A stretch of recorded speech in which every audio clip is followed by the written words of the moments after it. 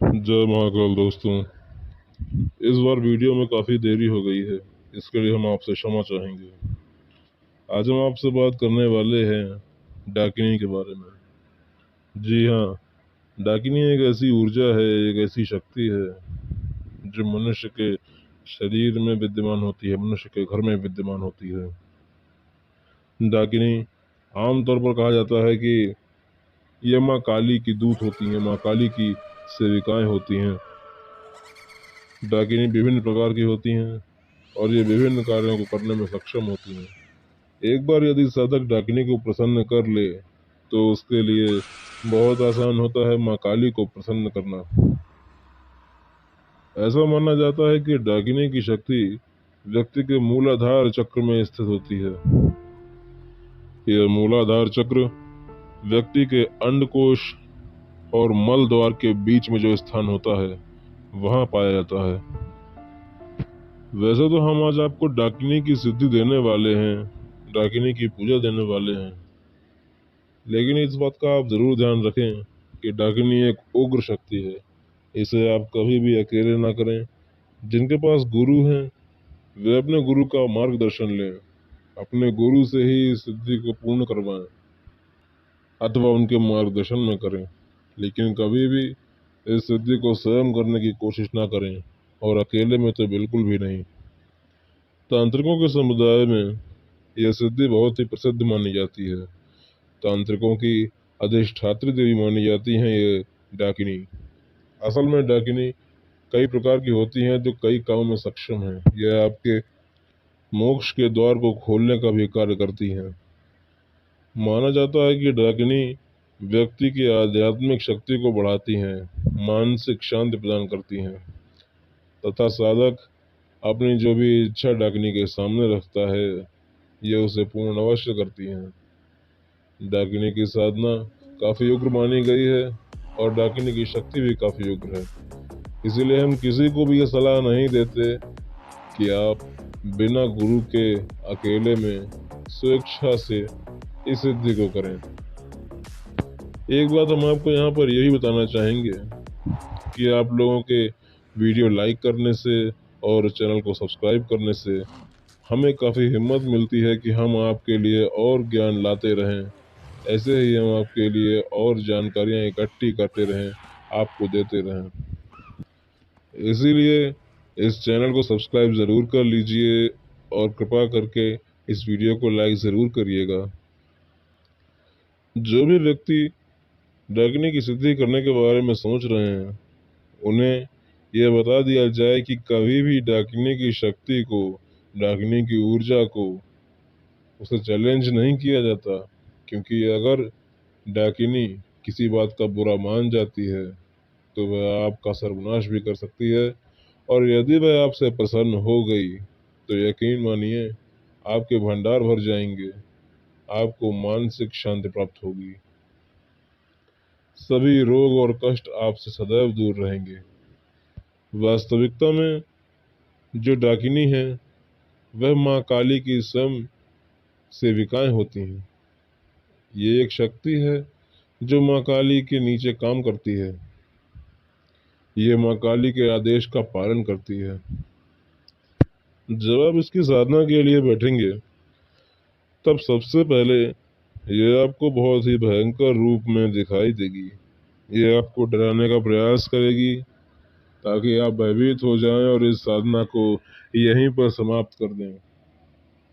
और यदि आप नहीं डरते हैं, यदि आप भयभीत नहीं होते हैं इससे, तब यह आपके सामने एक दूसरी चाल चलती है।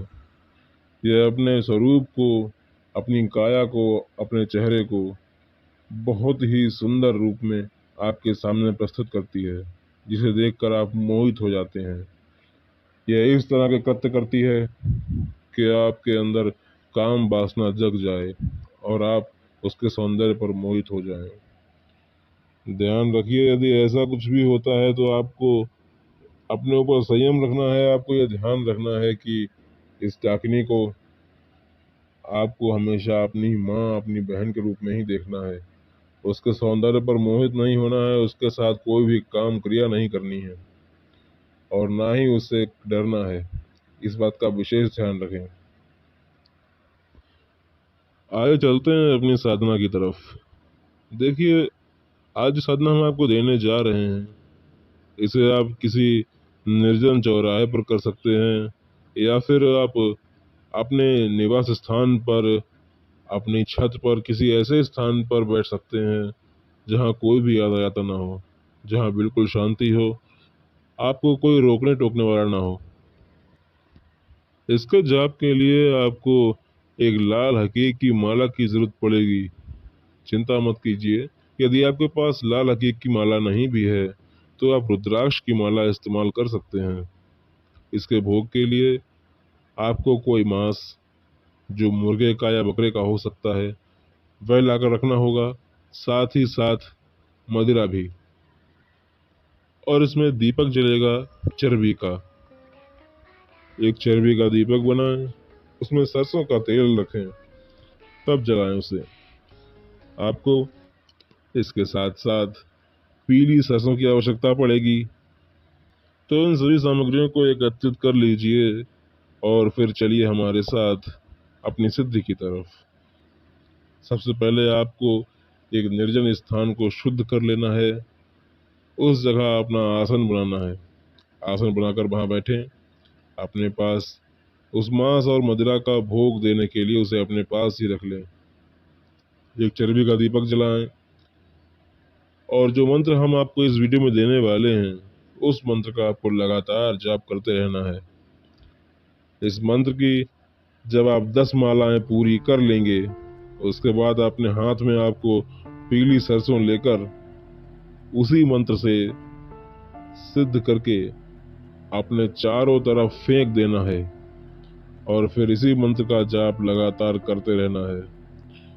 कुछ समय के जाप के पश्चात ही आपके आसपास, आपके पास जो पीपल के पेड़ हैं या जो चौराहे हैं, जो बरगद के पेड़ हैं, जो पाकड़ के पेड़ हैं, आसपास जितना भी क्षेत्र है, उस क्षेत्र में कोई भी यदि डाकिनी मौजूद है या नहीं भी है, तो आसपास के किसी भी क्षेत्र से कोई भी डाकिनी या फिर सभी डाकिनी आपके पास आकर खड़ी हो जाएंगी और आपके सामने एक भयंकर रूप प्रस्तुत करेंगी।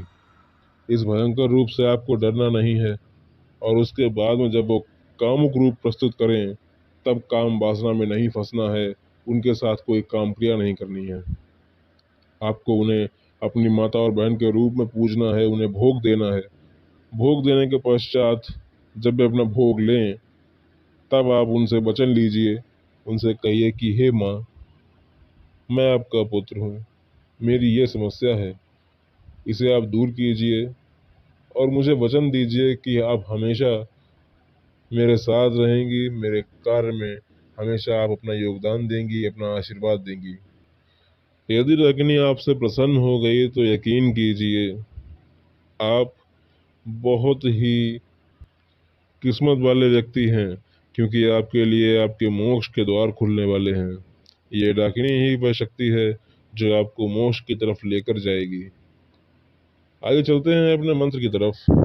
इस मंत्र को आप चाहें तो कहीं लिख लीजिए और याद भी कर लीजिए, क्योंकि आपको इसकी 10 मालाएं करनी है, तो इसे याद करना बहुत ज़रूरी है। यह मंत्र है, ओम स्यार की खवासिनी समंदर पार धाई, आओ बैठी हो तो आओ, ठाड़ी हो तो ठाड़ी आओ, जलती आ उछलती आ, ना आए डाकिनी तो जालंधर पीर की आन, शब्द साचा पिंड कांचा फुरे मंत्री श्रोवाचा। इसी मंत्र से आपको 10 मालाएं पूर्ण करनी है और इसी मंत्र को जपते हुए आपको सरसों चारों दिशाओं में फेंकनी है और फिर इसी मंत्र को जाप लगातार करते रहना है। ईश्वर आप सबका कल्याण करे। आज के लिए इतना ही। जय महाकाल।